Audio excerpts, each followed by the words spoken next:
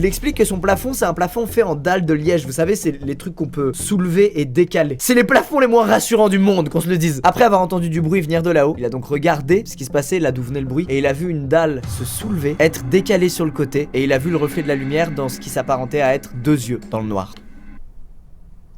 Il y a vraiment des bruits, putain. Il explique alors qu'il a aucune idée de comment elle a fait pour atteindre le fameux vide sanitaire, mais qu'il a chopé un balai et qu'il a commencé à taper dans toutes les putains de dalles de son plafond. Et après un autre long moment, il a arrêté, il a compris qu'elle n'était plus là et il s'est décidé du coup à appeler lui-même la police, à leur dire de rappliquer en vitesse pour enquêter. Mais malheureusement ça n'a rien donné, les flics sont venus, ils ont checké les chambres, le salon, le vide sanitaire, le faux plafond, l'issue de secours et ça n'a rien donné. Mais Baptiste a eu des news quelques jours plus tard de la police puisqu'ils l'ont trouvé dans les escaliers de secours d'un autre appartement très proche de chez lui. Ils lui ont dit que c'était en fait une personne qui se droguait et qu'elle avait été extrêmement violente à leur égard quand ils ont voulu l'arrêter. Baptiste explique qu'il est bien content qu'elle ait été chopée, mais qu'il sait pas si c'était vraiment elle dans son faux plafond ou pas. Donc ça se trouve, la personne qui était dans son faux plafond est toujours en totale liberté. Yes! C'est bon, vous êtes prêts à passer aux vraies histoires terribles maintenant? Vous êtes sûr que vous êtes prêts? Je vous laisse 2 secondes pour réfléchir.